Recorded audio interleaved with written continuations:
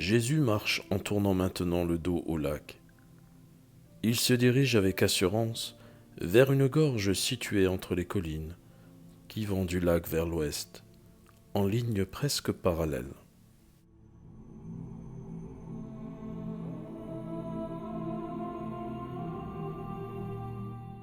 Entre deux collines rocheuses, rocailleuses, qui tombent à pic comme un fjord, un petit torrent plein d'écume descend en grondant.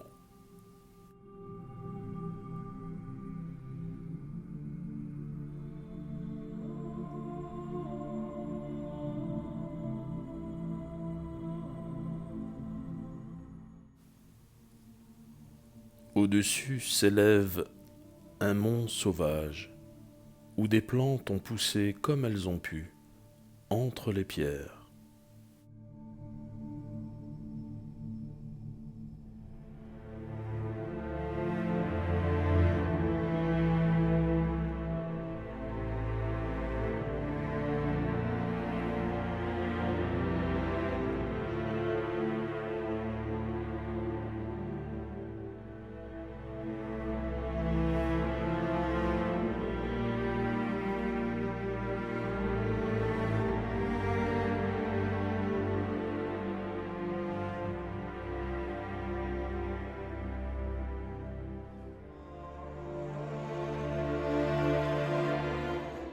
Un sentier de mules monte à l'assaut de la colline la plus rocailleuse.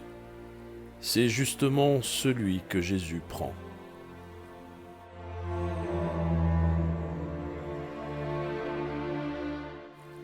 Les disciples le suivent avec peine, en file indienne, dans le sens le plus absolu. Quand Jésus s'arrête pour leur permettre de souffler, à un endroit un peu plus large du sentier, qui ressemble à une écorchure sur ce mont inaccessible. Alors seulement ils se regardent sans mot dire, ils s'interrogent du regard. Mais où nous conduit-il ? Mais ils ne disent rien. Ils se regardent seulement, et d'un air toujours plus désolé, quand ils voient Jésus reprendre sa marche, dans la gorge sauvage, pleine de grottes, de fentes, de rochers qui rendent la progression difficile. Nous resterons ici une semaine en prière, pour vous préparer à une grande chose.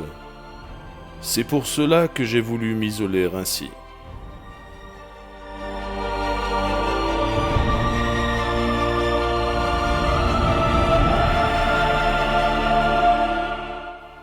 Une fois installé ici, le lendemain matin, Jésus dit : « Maintenant, allons réveiller mes autres enfants. » Comme sa grotte est la plus élevée, il descend, et passant d'une grotte à l'autre, il appelle par leur nom les 12 dormeurs.